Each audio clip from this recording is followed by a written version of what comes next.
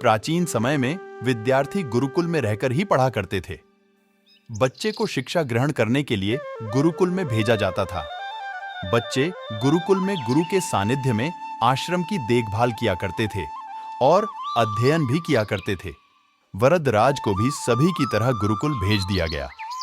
वहां आश्रम में अपने साथियों के साथ घुलने मिलने लगा, लेकिन वह पढ़ने में बहुत ही कमजोर था।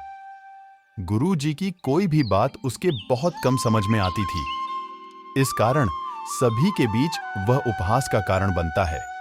उसके सारे साथी अगली कक्षा में चले गए, लेकिन वो आगे नहीं बढ़ पाया। गुरुजी जी ने भी आखिर हार मानकर उसे बोला, बेटा वृद्धराज, मैंने सारे प्रयास करके देख लिए हैं। अब यही उचित होगा कि तुम यहां अपना समय बर्बाद मत करो।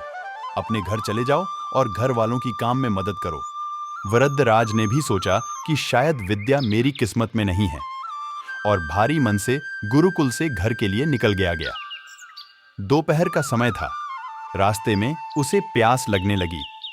इधर उधर देखने पर उसने पाया कि थोड़ी दूर पर ही कुछ महिलाएं कुएं से पानी भर रही थीं। वह कुएं के पास गया।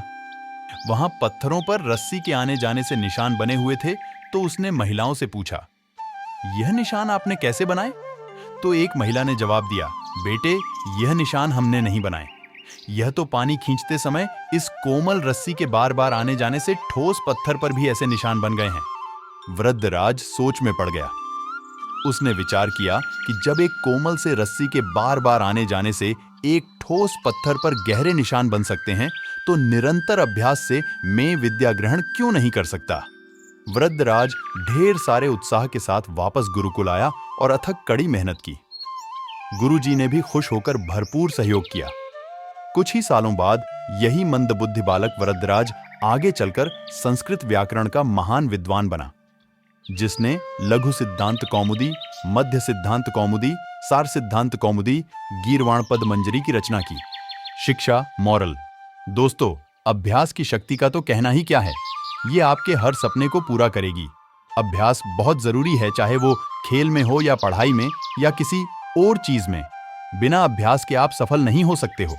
अगर आप बिना अभ्यास के केवल किस्मत के भरोसे बैठे रहोगे, तो आखिर में आपको पछतावे के सिवा और कुछ हाथ नहीं लगेगा।